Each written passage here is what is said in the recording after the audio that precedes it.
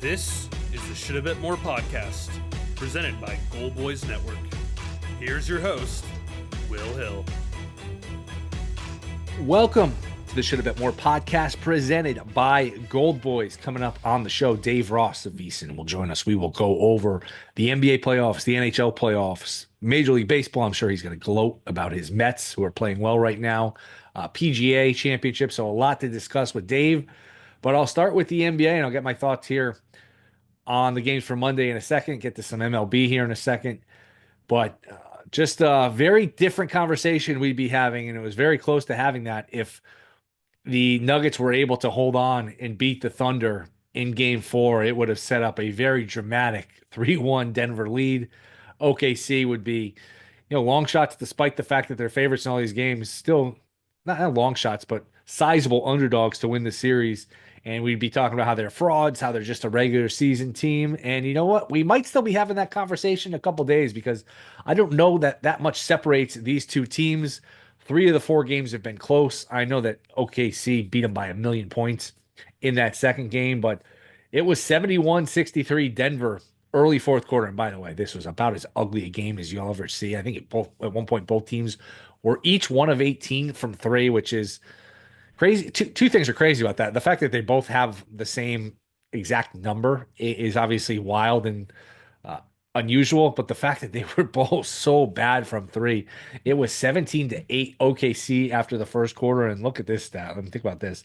Denver in the first quarter and fourth quarter combined scored 26 points. They actually had a good third quarter, scored 33, scored a little bit at the end of the second quarter, but 26 combined points for 2 quarters is basically unheard of. So OKC, now look, you can look at it this year if you're OKC and say, you know what, every team goes through one of these. You talk about this a lot in the NCAA tournament, where every team faces, and Florida faced 1,000,000 of these this year. UConn didn't face too many of them, or really any of them the past couple of years. But just about every team that wins the NCAA championship, and you can include the NBA champion to some extent here, faces a moment. I remember the Heat, that first year with LeBron and Wade, the first year they won a championship, I should say. They were down 2-1 to Indy, won Game 4.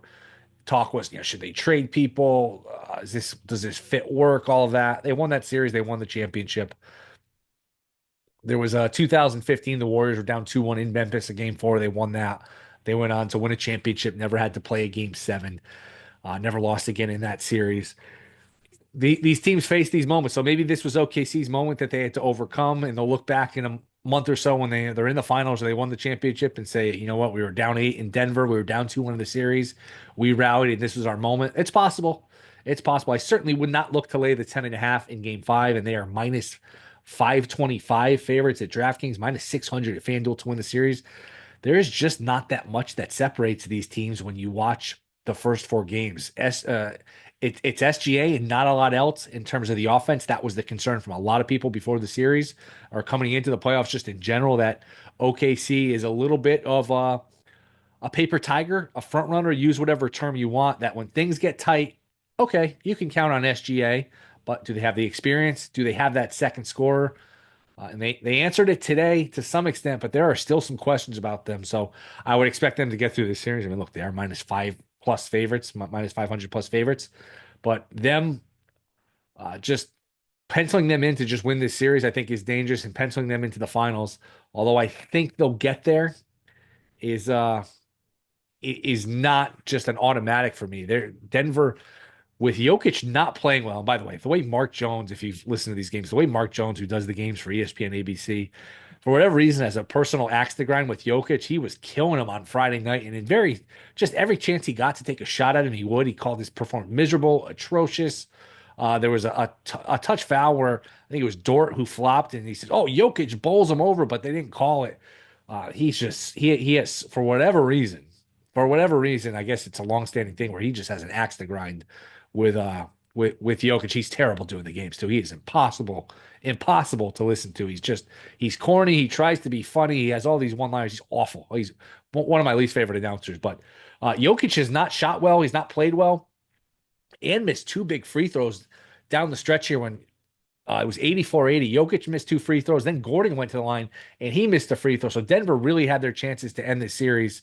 Not end the series, but put their foot on the throat in this series and win this game. Again, up 8 in the fourth quarter, missing free throws left and right. Jokic couldn't shoot, couldn't score in the first, couldn't score in the fourth. So it would have been a fascinating 24, 48 hours if this was 3-1 Denver. It feels like OKC survived the game and probably survived the series, but it's now a best of three, and you do still have the best player in the world on the other team. I would only look towards taking Denver plus 10.5 in game five. That will be on Tuesday. As far as these Monday games, and as we're recording this, the Pacers are absolutely burying the Pacers, so they look to hold on here and take a 3-1 lead. That will be an interesting series here coming up if this score holds, because you're not dead if you're Cleveland. You get 5 at home, you get 7 at home, but this would be actually the first win for an Eastern Conference team in this round. It was 6-0 for the road teams coming in, which leads me into Knicks Celtics here. I guess I did take the Knicks plus the points in game two, but I've been wrong about this series every which way. I thought Celtics would win in five. Knicks win the first two. Once they're up 2-0, I said, home court's probably going to be enough to get them home. They'll figure out a way to win this series. Maybe they still will. I wouldn't look to lay the 6.5 here with the Celtics. I would only look to take it. I think, uh, again, they'll probably play a better game. It'd be hard to play worse. They played a terrible game on Saturday, and so much of it was Celtics. I mean, it gets talked about all the time, but it gets talked about for good reason. It's just the 3-point shooting. I mean, at one point on Saturday, Boston was 6 of 7 from three before you could even blink. The first two games, they couldn't make a three. They're going to take so many threes. It's almost like a boxer who just goes for the knockout. If he's going to connect on one of them, he's going to knock you out. And if he's not going to connect, he's not going to knock you out, and he's not going to win. So I would look to take the 6.5. I think we'll finally get a good game. Not finally get a good game. The first two were really good, but I think we'll see a competitive game. I'll just leave it at that. I think we'll see a competitive game here. Again, so much of it depends on the 3-point variance, and it's hard to really predict here with the Celtics Knicks. But I will say this: the winner of this game probably wins the series. I don't think Boston comes back from 3-1, even though they would have 5 and 7 at home. They haven't been a great home team at all. Knicks with 3 chances to win one, I think would win the series. If it's 2-2, I have a hard time seeing the Knicks rally and win 2 out of 3. But again, Boston is a very strange team. Really good on the road, not great at home. Shoot a million threes per game, so then they could just shoot their way in or out of any single game. But I would take the Knicks plus the 6.5. And then T-Wolves Warriors. I mentioned this when Curry got hurt. I didn't even wait till Thursday to record this. I didn't even wait for game two to talk about this. I just assumed they were going to win game two. Minnesota, they did. They won. They won easily. Could have easily lost game three. We're trailing late. It looked like for a second all of the lower seeds were going to be down 2-1 heading into game four here, which I don't know if it's ever happened before, but it didn't come to that. Despite a great Butler performance, Draymond gave them nothing, and the Warriors just can't score without Curry. They just can't score.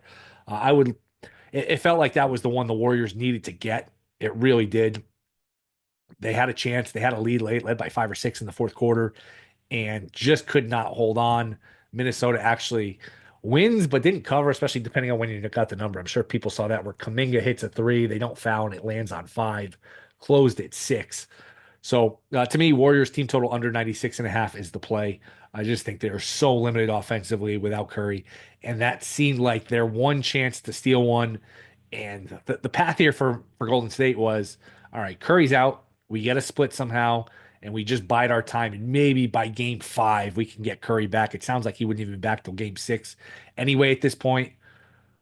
I don't think we're getting a game 6. I don't. I don't think we're getting a game 6. I think this is going to be Minnesota winning game 4. And then if it goes back to Minnesota with 3-1 with no Curry, and that team with a chance to go to the conference finals for back-to-back years for a franchise that hasn't had a lot of success, them going to conference finals back-to-back years, both in unconventional, surprising fashion. It looked like Minnesota was headed for the play-in a lot of this year. Last year it was out of nowhere. This is really be two straight trips to the conference finals, both in surprising nature. I do think that's going to be the case. Again, Warriors team total under, and I would probably look towards laying the 5.5. I know Warriors are good defensively, especially without Curry. That is the one thing. They do play a little bit better defense. They just put all these defensive lineups out there, and they can muck the game up. And that was another game that was really ugly Saturday night, especially the first half. But I just think that the dam kind of broke here. I think this series is over, and it's tough because I think if they had Curry, they probably win game 3. They probably have a good chance to win the series. They were up 1-0 when he got hurt. And you hate to think this way because Curry's such a fun player to watch, such a likable player. might be Curry's last chance ever at a conference finals. He might never make a conference finals again. And look, if he doesn't, it's fine. He won all these championships. Won 4 championships? You know, great career. Been to another finals. Won one before Durant. Won one after Durant. Just an all time great player. But it's, at his age, with how good the West is, when you look at OKC and Minnesota, and the Lakers have Luka, and all these Denver with Jokic. The Spurs eventually with Wembanyama will build a really contending team as soon as, assuming I should say that Wembanyama is okay physically. It's no luck that he ever gets back to a conference finals. This might have been his last chance to get there, and he might have gotten there if not for this injury. So I think Timberwolves wrap this up and win this in 5. Before we get to Dave, just quickly on the baseball, the Rockies are becoming a story. First of all, they win Sunday, their 7th win of the year. I guess they've been a story for a bit, but now 7-33. I was thinking of this. What number? They update these season win totals every day, over under wins. Like, what number would you need? And I'll ask Dave Ross this coming up. What number would you need to bet the over on the Rockies? I honestly think they could probably end something like, I don't know, 35 wins, 38 wins, in that range, because they're so bad. They can't pitch, they can't hit. Also, they're in a ballpark that accentuates it because there's so much scoring in cores that, if you're a bad team, you want to play an environment that suppresses the runs, where it's a big ballpark, nobody can hit, wind blows in, whatever. You want 3-2, 4-3, 2-1 games, and just uh, up the variance and just be able to steal a low scoring game. The fact that all of these games are relatively high scoring and it's such a run happy environment really hurts you when you're the worst team. And boy, they are bad. And then you throw in the fact that the division's so good with the Padres, the Dodgers, the Giants, the D-backs, the rest of the National League is good. I don't know. I don't know that they get to 40 wins. So I would still look towards an under. If it's in the low 40s, I really think this is maybe, I don't know, 37, 38 win team. It's really, really that bad. White Sox set the record last year with 41 wins. That record might be broken.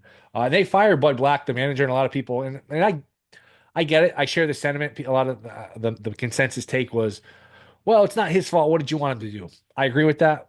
It's not like replacing him is going to fix it. It's not like this is supposed to be a winning team, and it doesn't matter who's managing the team, they're not going to win. That being said, they're 7-33. What did he do to deserve to keep the job? I mean, it's pro sports. You can't just lose every day and get to keep the job and say, well, I have bad players, I can just lose every game. That's not how it works either. So I'm sure at some point on some level, he's relieved to be moving on, because it's just, what a miserable experience. You show up every day and you just get your brains beat in. He's, managed good teams before. He's a pretty well-respected guy.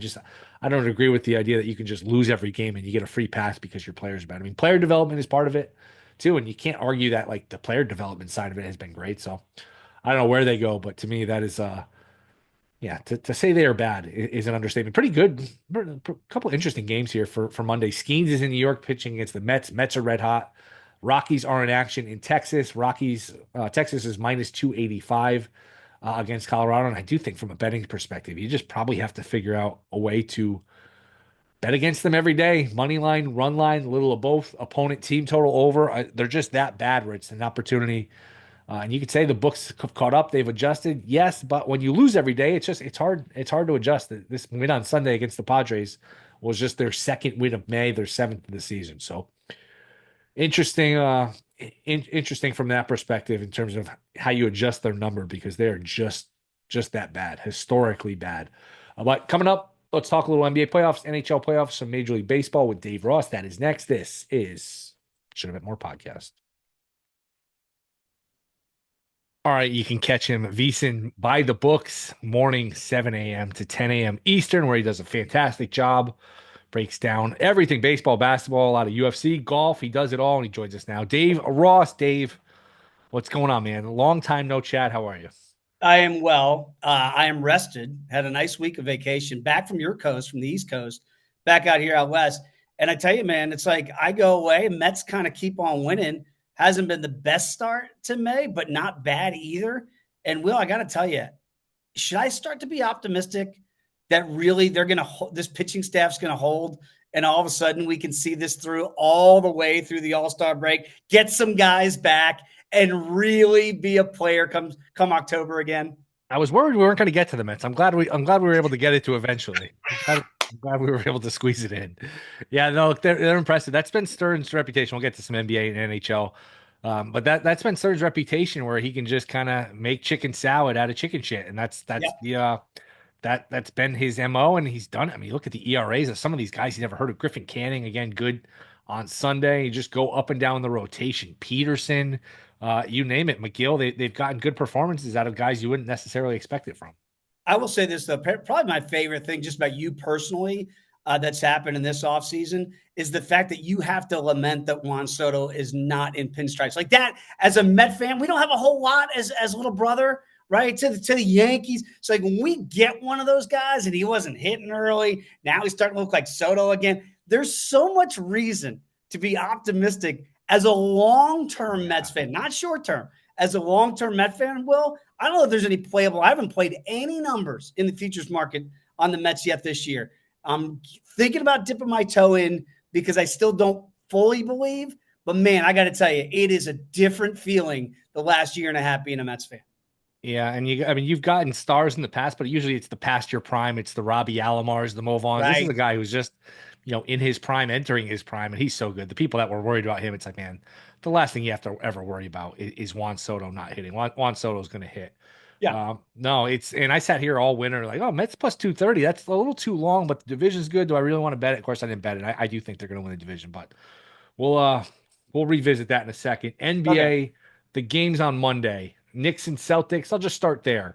Yeah. Boy, I've kind of given up predictions. I thought Celtics would win a short series. Then they lose the first two. I said, you know what? I think the Knicks are going to win this. So, oh, man, your guess is as good as mine. Celtics laying 6.5. Did they stabilize the series? Are they back on track and they're going to advance, or not so fast, my friend? I think it's more Lee Corso, not so fast, my friend. I think when you literally steal two in the most inexplicable fashion, the way they did in Boston with those first two of your Knicks backer, and then you get rolled in game three, almost to be expected.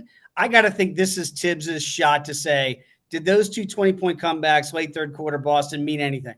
Because if you get rolled again in game four, you're right back to where you were, obviously, to be best of three at that spot with two being in Boston. And I do think that flips it all the way back to where the Celtics would be not as big a favorite as they were pre-flop, but certainly close. So I think you're going to get the best shot from the Knicks. I would rather have the points in pocket come tomorrow night in that one, just because they know that all that work to make this historic comebacks really go for naught if they don't win game four. I'd be surprised if this is another blowout. I think it's going to be much closer. I don't think we get some wild swings like we saw in 1 and 2. I think this could be kind of nip-tucked the whole way. I think I'd rather have the points in this one, and I wouldn't be shocked if the Knicks figure out a way to push this to 3-1. Oh, interesting. So you don't necessarily just automatically pencil the Celtics into the next round. Who would you pick right now? You're the Mets season fate. You're lofty VSiN hour. You have to pick the winner of the series. Who are you picking? You going chalk or no? Okay, I'd still go chalk if you made me put my futures on it. But I think even at 3-1, the series obviously wouldn't be dead. And then I know historically, down 3-1, we don't see it very often, obviously. But I do think that even at 3-1, knowing that 2 would be in Boston, I can't see the Knicks. I know they won the first 2 there. I couldn't see them winning a 5 or 7. Then it would all come back to a game 6, theoretically, in New York to wrap this thing up if you're a Knicks backer. I'm almost rather look for the Knicks to win game 4 than come back on the C's down 1-3. And if they still are the reigning defendings, if they really are just that much better, then they still should win the final 3. I don't know what that number looks like, Will, but that's where I'd probably be intrigued to go back on the C side down 1-3. T-Wolves, Warriors. I just felt like the Warriors were super live to win this series. The Warriors were super live to win this series. On their way to winning game 1, then all of a sudden Curry hamstring, and I know Gil Alexander's a Warriors guy. I texted him, I said, man, I know you're a Warriors guy, but I don't see a path for the Warriors not only to win a series. I'm not sure they win another game. They almost stole game 3. That to me felt like the one they had to have. They're just so limited without Curry. Do you see any path for them winning this game, winning the series, anything? I don't. And the problem is it's kind of like what we saw today on Sunday here with Denver in game 4. You got to win those ones where you're grinding it out, it's ugly, and feel a way to steal one more to realistically have a shot to win those. And I look at this and I go, man, I got FOMO of Minnesota. They were 20-1 before the playoffs began. And we talked about them, Will, never played it, thought about it, didn't play it. And now it is kind of amazing that yes, Steph is still the greatest shooter we've ever seen in the history of the game. We know what he's doing even at this advanced age. But without him, you go, Jimmy Butler, like, this is why we got you. Can you go win 2 games with Jimmy Butler against Minnesota? Like, Minnesota wasn't supposed to be this daunting task. Even if you take away a Steph Curry, you think you'd be alive to win one more game. But I'm more with you. I think this might be Minnesota the rest of the way. And can you imagine they kind of get an easy break to the finals, if you will? OKC looking as unsure as they are right now against Denver. I still think they're going to get out of that probably in 6 here against Denver. We see the offensive inefficiency here of the Nuggets, and Jokic looks like he's worn down a little bit. I mean, it is amazing that OKC might be able to survive. And if they do, Minnesota OKC final, I think that's where we're headed out west. It's not really as sexy as we thought OKC would look. But I think at the end of the day, it's still going to be those two. And, man, I wish I had 20 to 1 in pocket to figure out a nice way to make some profit, but I don't have it. So I am starting to think, like Jonathan Von Tobel says, in the end, it's going to be the OKC Invitational. Yeah, and look, every champion goes through this. I remember the Warriors, they won that first title in 2015. It was Memphis in the second round, same sort of scenario. They were down 2-1, game 4 on the road. And sometimes these game 4s, people always talk about, 1-1, game 3 is where it swings. Game 4 can be a tricky one where that's where the series identifies itself. It either goes to 3-1 and one team takes control, or it's 2-2 and the series flips. Was this OKC finally answering the moment? They were down 7 in the second half. They could have easily just, a couple joker buckets here or there. They're down 3-1 and they're probably not getting off the mat. Now all of a sudden 2-2, 5 is at home, 7 at home. Is this where they're home free, or do they still have situations where they're just a little tight late and they don't have enough offense besides SGA? I think they stole this one back, right? When you hold Denver to 8 points in the first quarter and somehow you're down at the end of 3 and looking like it's dire straits, you got to be kidding. Like, this is the number 1 seed out west. This was the minus, $1.15 betting favorite going into the second season. How is this possible? What am I missing? And then all of a sudden to flip it on the road against a championship medal team. I got to say this too. I do think if Mike or Michael Malone is still coaching the Nuggets, they don't lose game 4.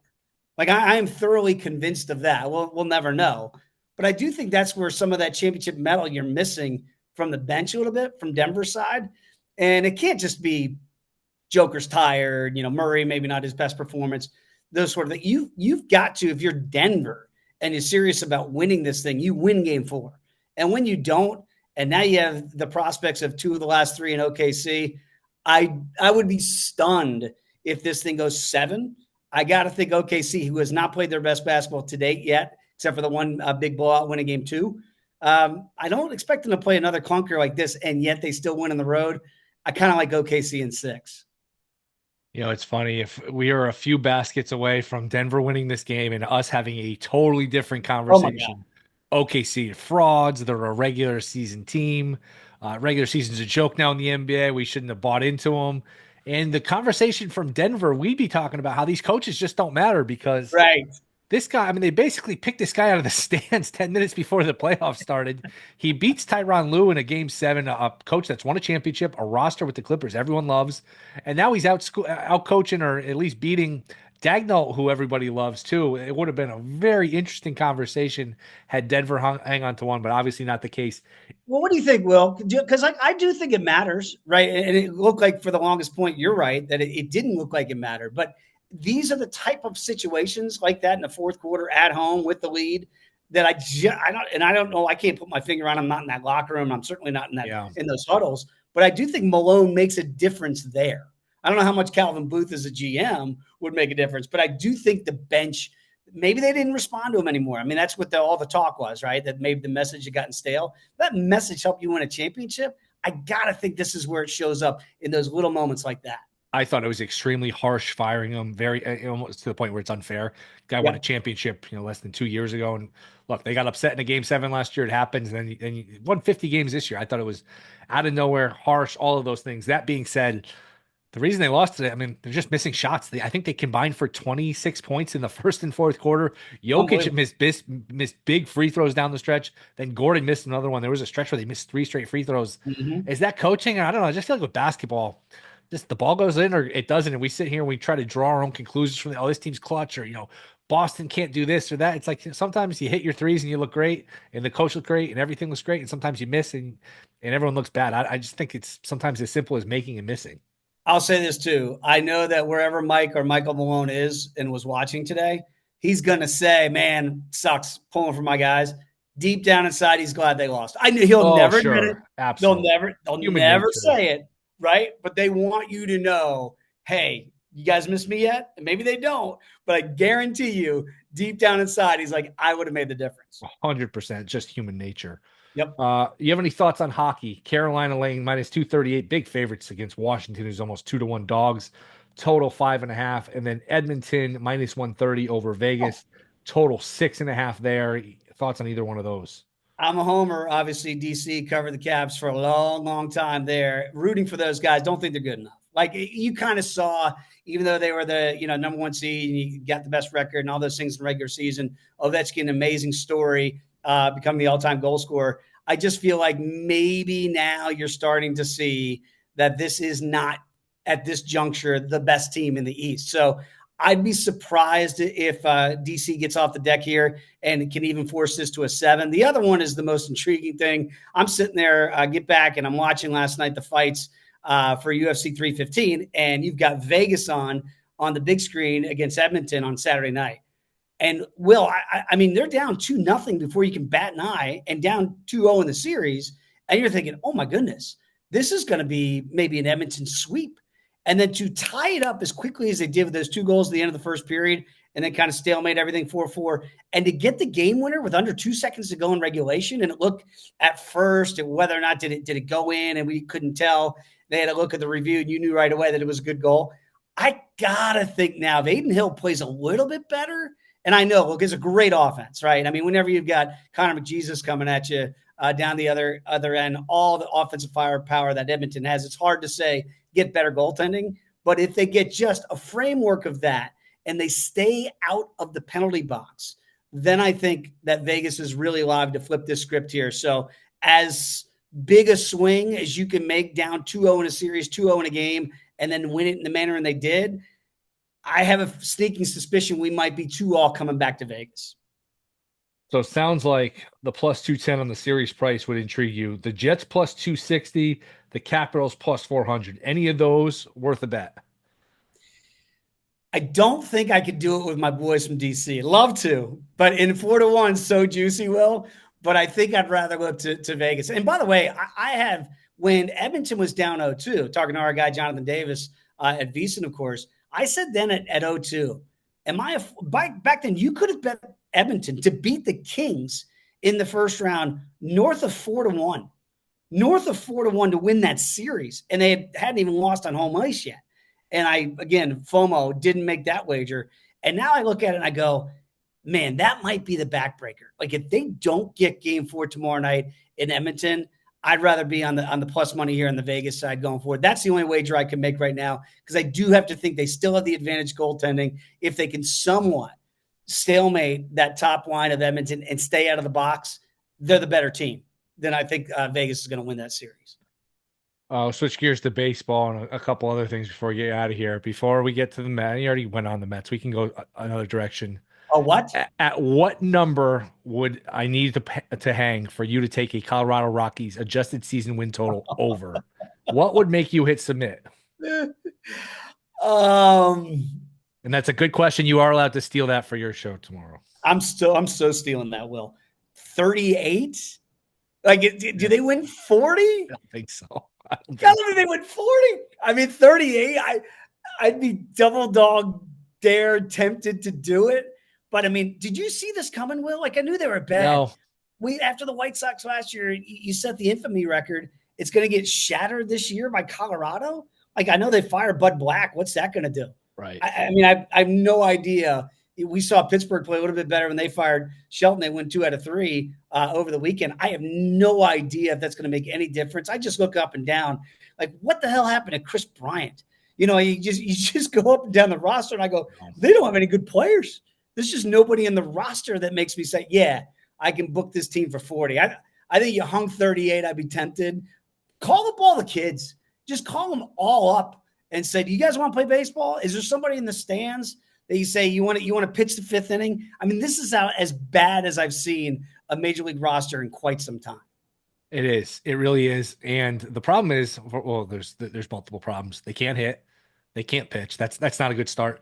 But you play in a ballpark where there's a lot of runs scored, so it exacerbates the difference. Like you want to play in a pitcher's ballpark where every game's 2-1 or 3-2, and you can steal games. When there's a bunch of runs scored, that widens the gap between you and your opponent. So, and they've stopped developing hitters. To your point, you used to be all right. You're going to go in there. It's going to be 9-8 or 8-7. They got a bunch of good hitters.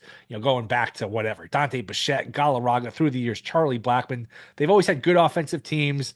They can't really pitch, but they outslug it. Now they can't even outslug it, and they have no pitching. It's just like the worst of both worlds.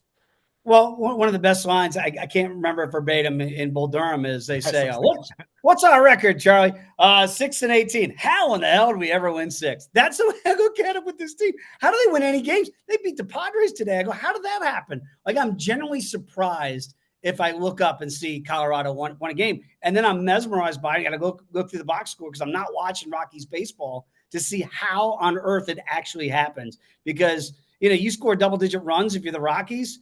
I mean, you should print the shirts and make a statue because it just does not happen on the regular. There's no part of that team that says to me, yeah, they're going to book them for 40. I don't see it. Have you been playing against them frequently, regularly, putting them in the money line part with something? I mean, I feel like we're obligated to have some form of bet against them, whether it's their opponent team total to go over, a money line run. I mean, you gotta. It's a point where you just, again, you don't want to be late to the party and feel like you missed it. I felt like that last year with the White Sox, but they're that bad where you got to figure out some way to bet against them every day, don't you? Yeah, I mean, you could do the run line, but I even think that the books have caught up, and you're really not getting good pricing on the run lines against the Rockies if you just want to blindly bet it. I do think if you just blindly bet it the rest of the way, I do think you'll have positive ROI. If you want to blanket that the rest of the way, you probably make out. But I will say the books, man, they're so quick on this stuff, right? They know that that's probably the way that you want to play this on a daily basis against the Rocks, and you're probably still not even getting as good a value as you should.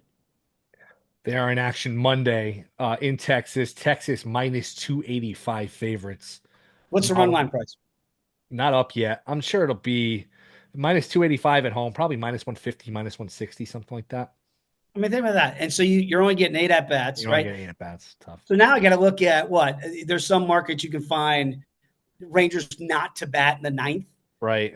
If that shaves it off a little bit, maybe that's the way to go. But I mean, you really got to dig deep to try to find the best numbers against the Rocks. What is one other big picture baseball takeaway from the first 6 weeks or so of the season? So disappointed in our Cincinnati Reds. 2 games under at this point. Hunter Green goes out. My heart sank when I saw that on vacation. That's a team I'm heavily invested in. Over win total 78.5. Right now, we're right about that marker. Was hoping to have it had a nice run at the beginning of the month. And then all of a sudden you hit the skids here, and it's looked really bad in May. So my concern there is, do the Reds, because the Cubs aren't running away, which is kind of nice right now, do the Reds and Tito Francona say, we're not sellers? What are they going to do at the deadline? Because you look up here, and we're already going to be in mid-May before you know it. And once you get to June, get close to that deadline, that's when I start to worry about future totals for teams I might be invested in. Are they going to be buyers? So they're not traditionally that type of team. That's what worries me. Hopefully they at least stand pat, because they do have some pitching that I think some teams might say, hey, you interested in selling? And if the Reds sell, I'm dead. Stuff, dude. They're only 4 back in the loss column, 3.5 out. So it's not like, they got some huge hole to climb. But yeah, and it's tough now because the deadline, there's just so many teams that make the playoffs. So there's just fewer sellers because you're like, all right, who's not in the mix? Okay, you want somebody from the Rockies. The Marlins can maybe give you somebody, but the Angels can maybe give you somebody. There's not that many non-contenders. But who's going to think about this from a wild card perspective? If they can't win the Central, by the way, I did play 9-1 on the Reds to win the Central a couple weeks ago. Looked great, and they moved right to 1 game back, and now they've slipped back to 4. Because I don't know that they can win a wild card, because you're probably going to get 3 out west. You're going to get 2 in the East. We'll figure out if the Braves can ever figure out what the hell they're doing. And then you kind of feel like the Cubs, if they can't win the division, might be a wild card. So I think it might be really hard. I kind of feel like it's Central or bust. Might be the same for the Cardinals. Where did this come from? from St. Louis. Right. I didn't see any of this coming. We thought they might be the worst team in that division. Obviously, that's been Pittsburgh. So a little bit surprised by the jockeying of position here. Keep waiting for the Braves to wake up. They haven't done it yet. Lose a couple in Pittsburgh. Those are bad losses. They all count the same down the stretch. So I kind of look at the Reds and say, just don't sell. Hang in there. Maybe you can catch the Cubs. And I think their big move has been Kyle Tucker in the offseason. Do they reload? Do they push in with guys they might not even re-sign and say, we'll just get a rental? Maybe. But if they don't, with all their pitching injuries right now, I think the Cubs are gettable. Yeah. Certainly a one bid league. I wouldn't think that they're getting a wild card out of the Central. What about the American League? Because, man, Yankees, they're pretty good, but maybe a little better than I thought. I thought they'd be decent. Williams has been a disaster. Rotation is great, but they can hit. They've got Judge. The rest of the American League, I mean, unless you believe in these teams in the Central, that they've played well. The West is kind of, there's a lot of parity. There's just a lot of parity, a lot of mediocrity in general. Do you buy that the Red Sox will take off? Do you have any sleeper team in the American League, or is it just, the old cliche of whoever gets hot in October? I had a beautiful ticket on the Kansas City Royals to have the best record in the month of May, and they were 8-1 2 days ago, and now they're 8-3. And it's just two little losses like that to the Red Sox the last couple of days, and all of a sudden, forget about the ticket for a second. They got to win to keep pace with Detroit. Detroit happened to lose those same two games as well, so don't lose any ground there. But Detroit does feel like the real deal, right? I mean, they look like they can actually hit this year. Obviously, you got the front end starting pitching like Detroit has. They're going to be a tough out. But Kansas City's pitching, I think their starting pitching is really good. I really do. Now, they've got to wake up offensively. And there's another team now. They're kind of like the comparison, the Spider-Man meme maybe with Cincinnati. Will they go get a bat? Again, they've done this, though, traditionally, like 2015, right? They've made moves when they feel like they're close, and you have, outside of Shohei Ohtani, maybe the best player in baseball. I know Soto and Judge are going to make, and Lindor will make cases too, but Bobby Witt Jr. is that dude. If you get another guy in the middle of that line, I love Salvi Perez, but is that really enough in the middle of that lineup for Kansas City? I don't think so. If they go get another bat, I think they might be able to contend and push the Tigers down the stretch. What you mentioned you have some UFC thoughts. Anything UFC coming up, or just big picture thoughts you want to get out there? Just wanted to mention this. I'm watching the fight on Saturday night, and I played JDM Jack Della Maddalena against Bilal Muhammad to win the championship plus $1.70. Cash the ticket. Will, I just wanted to ask you this question, because in MMA or individual sports, so different from team sports, when you have to handicap the mental, forget about the numbers, forget about wins, losses, all the antiquated things that we can look at on a day in, day out. When you have to get inside fighters' minds, like Bilal Muhammad won the title, and I bet on him at plus $2 against Leon Edwards because I knew he was going to wrestle. And then he comes out and he says, I'm not going to wrestle JDM. I'm going to throw hands. I'm going to throw my Canelo Alvarez hands at him. And I went, well, then I'm going to back the dog. And then, of course, we have a new champion today. Like, I go back to Mark Wohlers almost 30 years ago getting beat on his second best pitch against Jim Leyritz. Do you ever go, why do athletes talk themselves out of the easiest pathway to success, whether it's a pitcher on his second best pitch, whether it's an individual sport like MMA where you take away your greatest strength for no other reason than you want to do something different? It is fascinating to handicap individual sports because I do think it's so different where you can cover up for one guy an 11 on a side in the NFL, one guy 9 in Major League Baseball. But when it's just one person, Will, sometimes I go, what in the hell are you thinking? What in the hell are you thinking for the PGA coming up, the golf? I hate to say this because I want to say that Rory, now that he gets off from the Augusta and a good heads, he owns that golf course. And I know he's co-favorites right now with Scotty Scheffler, about 5-1 out there. And I don't want to play 5-1s. I just don't. Rory should be the favorite. He should actually be the betting favorite over Scotty. He's won 4 times in this track. So if there's ever a comfort zone for a guy, it's going to be Rory McIlroy down there in North Carolina. So I'm rooting against it because I'm already starting to get that Ryder Cup feel from Rory come Bethpage Black in your neck of the woods. Come September, he's been throwing out some of the Euro stuff. We saw Sepp Straka get a win on tour today, another European winning. So Euros are running hot right now in the PGA Tour. And if Scotty Scheffler is our red, white, and blue wave the flag. Hey, Uncle Sam, step your game up. Euros are coming. And I would say if you made me wager Scotty versus Rory down there at PGA, I won't admit it in a court of law, but I would back the European. All right. You don't have a sleeper? Nobody you bet? Nobody you're looking at longer price here? I haven't made any sleepers yet, any long shot bombs yet. But I will say Justin Thomas is not a long shot, but JT's playing really good golf. Competed again this weekend down there here in the signature event. So his game is right there. Obviously, finally winning on tour a couple weeks ago. I think JT would be a solid placement, maybe a top 10 that I'd look at. But look, Scotty on his worst day is a top 10. Rory, I'd be stunned if he's outside of it. So I kind of look at it and I go, man, those are 3 big dogs already, potentially in the top 10. Good luck filling in the rest of the gaps with the other 7. Dave, you're the best man. VSiN by the book, 7 to 10 Eastern. Where else can we find your insightful, brilliant analysis? Oh, I love it. D-Ross Sports. I like to have a good time on X, as you well know. And I miss our old segment, Defending Our Tweet, because you've been, I got to say, some of the tweets I've seen you post are absolutely fantastic. Are you doing like a second bit now, or you kind of just throw abstract things against the wall, like maybe a Taco Bell commercial? I've seen some really creative stuff out of you. Just trying to be more active on there, trying to just a little more stream of consciousness. It's fantastic. Keep it up. Dave, you're the best, man. Hopefully we'll do it again soon. Appreciate it. Anytime, brother. Rate, review, subscribe, goldboys.com, where you can check out the Discord. We will be back Wednesday. See you then.